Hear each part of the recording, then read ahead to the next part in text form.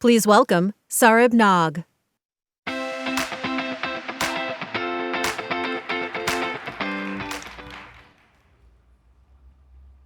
Hello, everybody, and welcome. Also, a very warm welcome to all the folks who are joining us online. So I'm Saurabh, and I lead the buyer abuse prevention team at Amazon. And this session is all about protecting your business from buyer abuse. This is a topic that I know is critical for everybody in this, and so we'll dive deep into some of the things that we do and how we can help each other.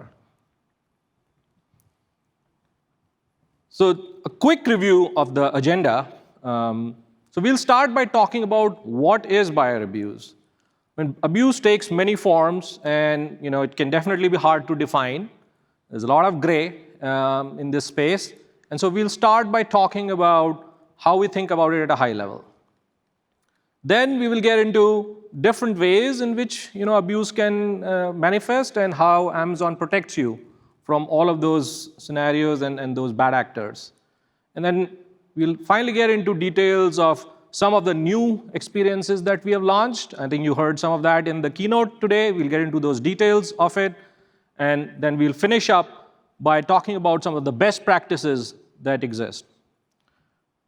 So I think you've already, for those who have attended another session, you've already seen this. So I'll leave this up for a second. But we're going to be taking questions all along. So please use the QR code and use that to submit any thoughts that you have. And we'll also put this up towards the end, so you can and you can do this all along the way. So let's dive in. The first question that I wanted to kind of address is, what is buyer abuse? And many times what happens is what may seem abusive to one person may seem very legitimate to some other, to the other party. And so in that sense, it's very important to define how we decide in this gray zone. And from an Amazon perspective, the way we look at a buyer abuse is it really occurs when a buyer is committing policy violations. Now, there are many forms of this, but you can get all the way from a normal customer who's just trying to test the limits of the policy. Every now and then they try to claim, oh, I didn't get this product. Or you can have all the way to bad actors who are doing this deliberately and are really taking unfair advantage of your business. There can also be many motivations for doing something like this, right? Some cases it could be financial, but it could also be related to impacting other folks' reputations and kind of impacting their business. So an entire range of things can exist in this. Now, the key thing to keep in mind also is that while we are really focused on eliminating and buyer abuse, we also have to be sure that we do not end up impacting good customers. Because you rely on us to bring you new customers, that's the engine of growth. And there is, if you don't do it right, you can overdo it and you can start impacting good customers and so on.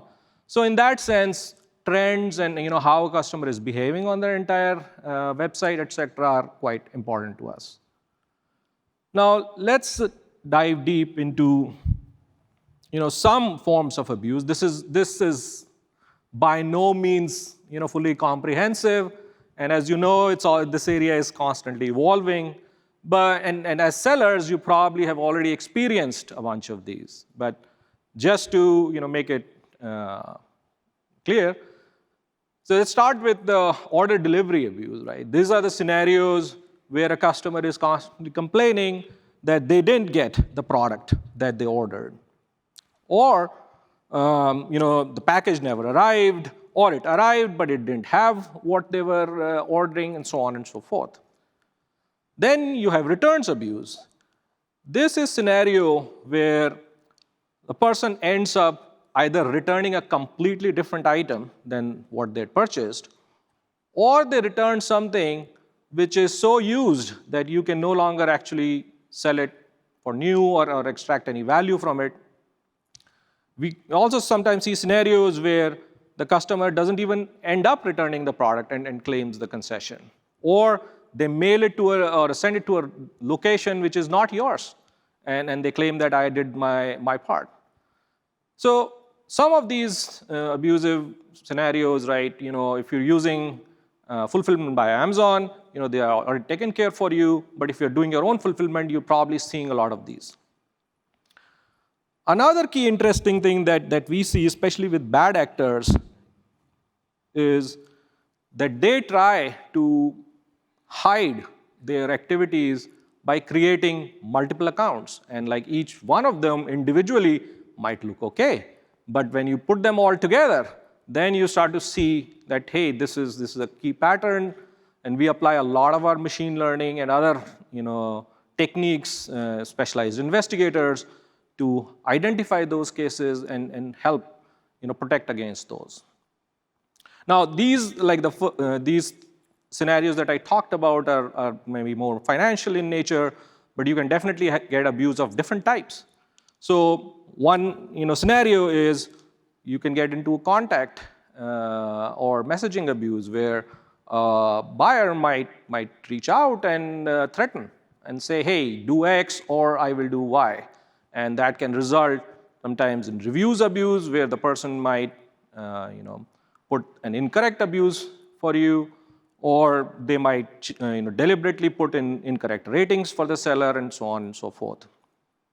We also see competitor abuse, where the person might be acting on behalf of one of your competitors. They might kind of take away your inventory and place large orders and not really receive them, so on and so forth. Now, the broader thing here is that this is a vast range of things, and it's constantly evolving. So we spend a lot of time detecting these, and also risk mining, so finding newer and newer ways. So that's a benefit that you have just being on Amazon. So now I'll hand over to my colleague Sarah, who will talk a little bit about what are the mechanisms that exist already in our system. Some of these you may be aware of. Some of these might be new.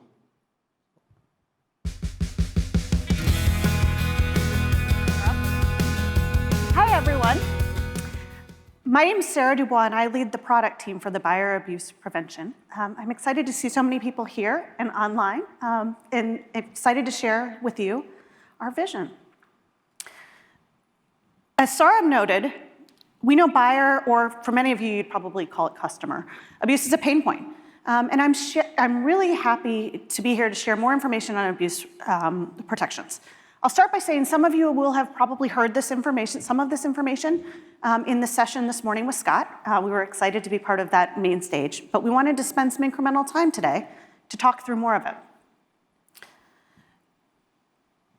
For you, as merchants or sellers on Amazon, you see the journey from order placement through refund request claims in three big buckets, as we like to think about it. It's the order placement and confirmation, the returns and refunds, where a customer comes back and requests a refund, and then any post-refund claim or request that you need to make. For us, we see it a little bit differently. We actually start our journey before you all even receive an order. We start our journey when the order comes into Amazon, and we proactively review buyers and their orders to determine if there's risk. Secondly, at the point in time of refunds, we will review and intercept any refunds that you may have given or that may have been given by one of our customer support specialists where we see risk and take action. And lastly, we prevent you in the case of bad A to Z claims. You can see there's 3 more options of initiatives that we also have to talk through today. Those will be discussed by my team, but let's dive in to the first one, which is proactively canceling orders. As I said a minute ago, we evaluate every order for risk of abuse.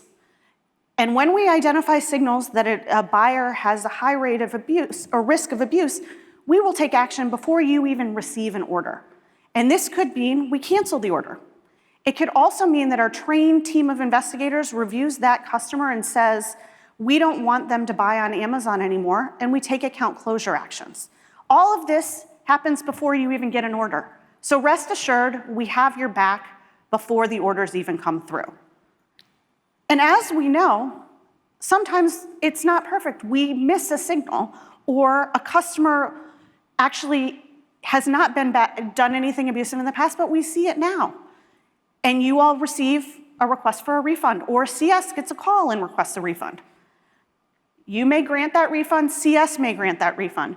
But behind the system, we have a tool called Refund Intercept that will actually review all of those risky requests and determine whether that should go through. And again, if we believe it was an abusive request or an abusive customer, we take action. Those actions can be as simple as you said refund, we cancel that refund, or as extreme as we actually close that account for abuse. Again, regardless of the action you take, we're there to protect you and make sure that our models and our intelligence are powering decisions to protect from abusive buyers.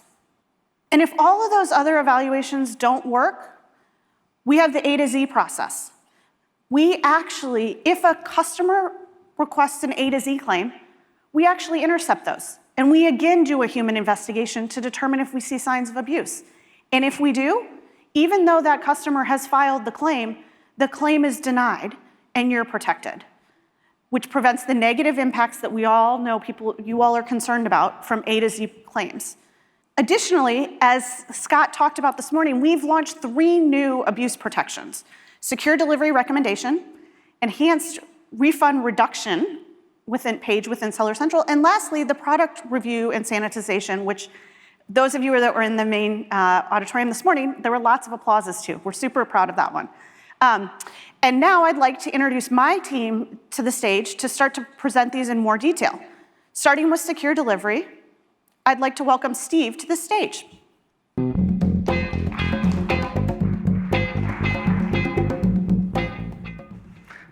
Hi all, I'm Steve Latari, a senior product manager on the buyer abuse prevention team. And today, I'm gonna go over our product, Signature Delivery Recommendation. A product that enables you to make smart shipping decisions that protects your business against buyers claiming to not receive the shipment. As Sarah mentioned before, Amazon's protections start at order placement by the buyer. At this point in time, we leverage machine learning models to evaluate the risk that the buyer is going to claim to not have received the shipment.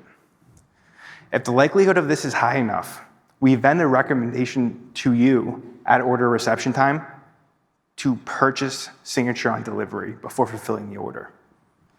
For sellers receiving order requests through Seller Central, you'll see a banner, Signature Confirmation Recommended, in the Manage Your Orders sheet. For sellers receiving order requests through the Bulk Reports tool, you'll see an additional column, Signature Confirmation Recommended, and if this column is populated, then you have received a recommendation. To implement Signature on delivery, this can be done both in the in-house Amazon shipping services or externally by most major carriers. If you receive a recommendation and you implement it, Amazon provides enhanced protections against negative impacts to your business from buyers claiming to not receive the shipment.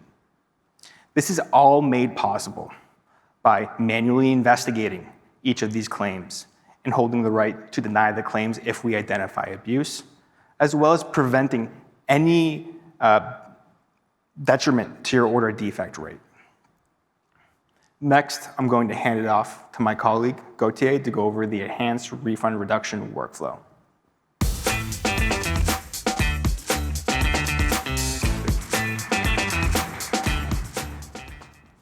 Hello, everyone, and thank you, Steve. My name is Gauthier, and I'm also a product manager in the buyer abuse prevention team. And my focus is returns abuse. Steve just covered issues with delivery and one way that you have to protect yourself. But what about returns? What does returns abuse look like? So if you fulfill your orders through Amazon, your returned items come directly to our return centers. And we have trained associates that sort through those orders to find abuse. But what does that look like if you're fulfilling yourself, so in the merchant fulfill network? How can you tell us when you experience returns abuse? So what I'm going to talk to you about today is the refund reduction page. That is your best tool to protect your refund and give us signals about abuse that occurred. So I'm going to talk about how to access the tool, why you should use it, how to use it, and what enhancements we've made to it. But before I get into that, let's explain what returns abuse is in our view. So at Amazon, we label it in 3 different buckets: materially different, damaged, and missing.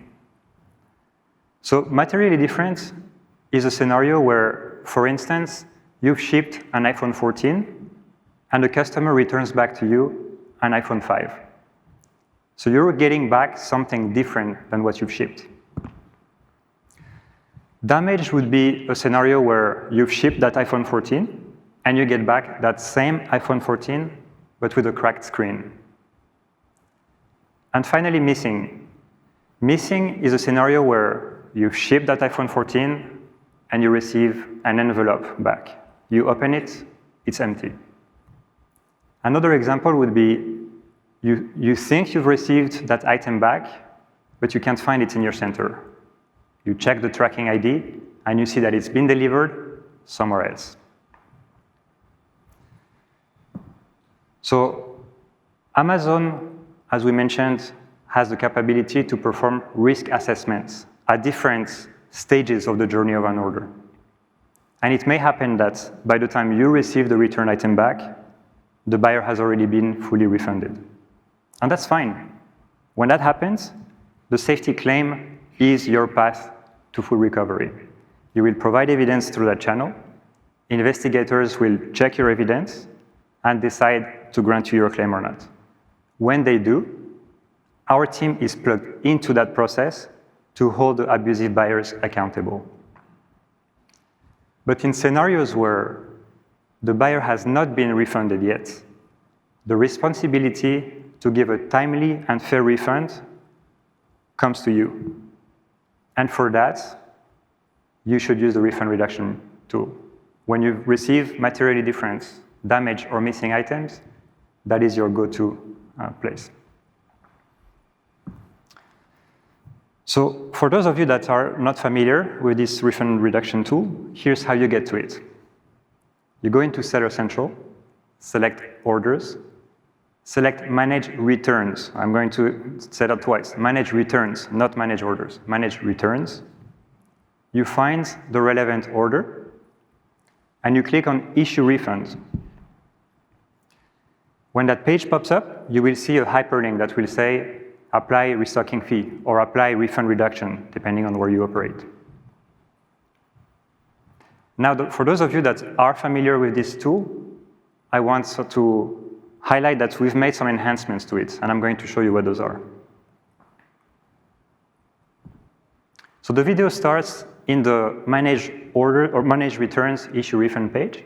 You see the user is grading the condition of the item, picking a reason in the drop-down, and adding some comments to explain more context about why they're applying a refund reduction. I'm going to emphasize that here, the user did not upload photos because they did not pick a restocking fee. But in your scenarios where you want to apply a restocking fee higher than 20%, you will be required to upload photo evidence. Now let's break it down a little bit more into each section. So first is the grading section. That's where you can tell us about the condition of the item. And if you look at the terminology, you will see that it closely resembles those buckets of abuse that I talked about. So I don't want to spend too much time on it, but just to repeat, materially different is when you receive something different than what you shipped, a different item. It's not a used item, it's a different item. It can be rocks in a box. It can be the same item but with a different serial ID, the same item from a different model, things like that. And it's important that you choose that grading condition accurately because the fields that follow are linked to that grading. Next comes the restocking fee. As I mentioned, you can choose a range of restocking fee depending on the damage that you're, or the condition that you're surfacing. If you receive a materially different item or a missing item, you can charge up to 100% restocking fee. Then you are going to be prompted to upload some evidence, some photos. And today, you are limited to 2 photos. So please choose wisely. Humans are looking at your evidence, and so you should choose the photos that best describe the condition in which you've received your item. Do not send screenshots. Do not send stock images. You need to show us what you've received and why that is abusive.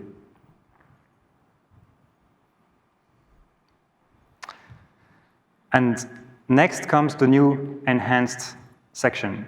So this is something that we've just launched. We heard from you, we heard from our team of investigators that photos are not always enough to understand the abuse that happened. And so we've added 2 new fields. One is a drop-down that allows you to pick a more specific reason behind just damaged or materially different or missing. We've also added a comment box in case those reasons don't really represent the scenario that you have. And even if the scenario does represent what happened to you in the drop-down, feel free to add as much context as possible. I want to highlight something here. This is not a tool for you to maintain notes about a return. This is your chance to send evidence to our team. This is your direct channel to us to handle a bad return. And that takes me to why you should use this tool. Every one of your submissions that has images is going to be reviewed by one of our trained investigators. So once the trained investigator looks at the submission, they will use the evidence that you've provided as well as the buyer's history, and they will make a decision. That decision will entail whether or not to protect your refund and whether or not to hold the buyer accountable by taking an enforcement action against them.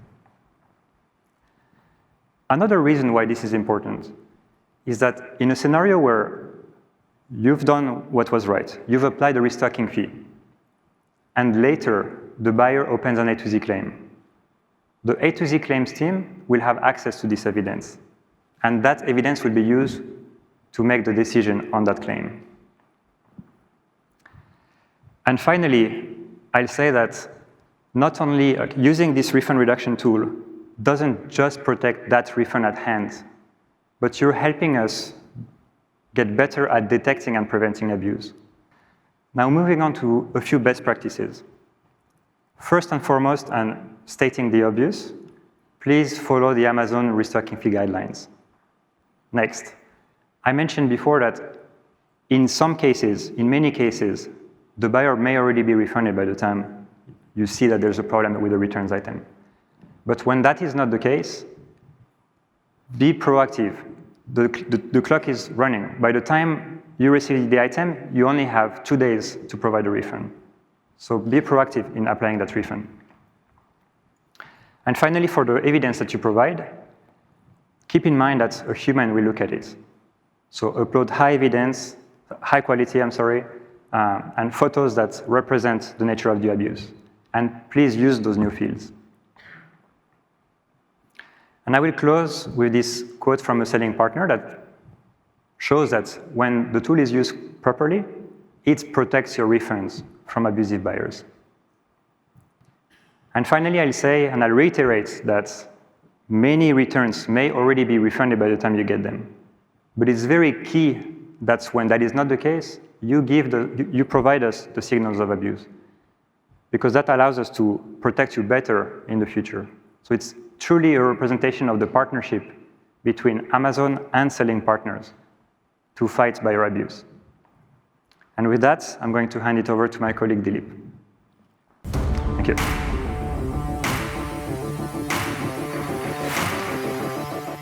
Thanks, Gauthier. And hello, everyone. I'm Dilip Srinivasan. I work as a senior manager in the buyer abuse prevention team at Amazon. My team and I are tasked with inventing abuse protection solutions that specifically address the needs of you all, our selling partners. And there's nothing that's more energizing for our team than to listen to your feedback and then work backwards from it to invent products and features that help us protect you better from abusive buyers. So today, I'm here to talk about one such feature that was really inspired by our selling partner feedback. So let's jump into it. Product review sanitization. We heard from selling partners that often when you're evaluating whether or not to refund a buyer who's maybe messaging you on the application, or you're responding to an A to Z claim that a buyer may have filed, selling partners are often worried about buyer retaliation. Will the buyer leave a negative review? Will that impact my sales? Will that impact my reputation on the Amazon store? Well, we want you to operate without fear and do the right thing for the customers, but also do the right thing for your business. And that's why we built automated product review sanitization. So how does this work? Reviews are a very important part of any customer's buying decision on any online store. So across all the mechanisms and protections that you heard from our team today, we identify abusive buyers. And if a buyer is identified as abusive, review sanitization is our process to take away their ability to contribute a product review, thereby guarding your reputation in the marketplace and enabling you to operate without fear. The cool thing about this is that there is no action required from selling partners. This is 100% automated, it runs in the back end, and it works in real time, so that there is no delay between when you should receive this protection and when you actually do. We will also send you weekly email notifications that will give you some more details of what products we are taking this action on, where are we protecting you, so that you can keep a track of what's going on with these product listings. Take a look at some of the example reviews that we've removed this year. Here are customers who are leaving reviews that say that they spent a lot of money, but they did not like the product, or they did not receive the item. We found signals that actually showed that they did, and therefore we took away those reviews. You will no longer see them on our website. That brings us to the last slide that we have, and then, of course, we'll have the question and answer session. This is the last slide that we want to share with you all, but it's a really important one. At the heart of everything you heard from us today is the partnership between selling partners and us to collectively fight buyer abuse. We are going to do well at this only if we get the right signals from our selling partners, only if we are able to prove that products were delivered on time to the right customer, et cetera. So here are some best practices that our selling partners can follow to help us protect your business better and keep Amazon stores safe. Always provide a valid tracking ID if you are fulfilling your own orders through the merchant fulfilled order network. Deliver on time. These may seem like simple, obvious steps, and we know that our selling partners deeply care about all of this, but it really also helps our abuse prevention efforts, because when you ship on time and provide us the right valid tracking ID, we are able to deny any request from such buyers that they did not receive the actual product, thereby protecting your refunds. When you receive returns, use the refund reduction page to grade them. Provide us great photos that actually prove abuse when you see it. Do not send us stock images or screenshots. Those don't help us. Those don't help our investigators. Those don't help us protect you enough. So use the right images. Follow our restocking fee guidelines and choose the right drop-downs that we spoke to you about earlier. Use the comment box that we've added to add description of the abuse that you're seeing, knowing that human investigators on the other side will actually take a look at it and take actions to protect you. That brings us to the end of all the features that we wanted to talk to you in more detail about today. We really thank you for joining us here and for your interest in this topic. We love hearing from our selling partners, and many of our features, as you can see, are inspired by the feedback we hear from you.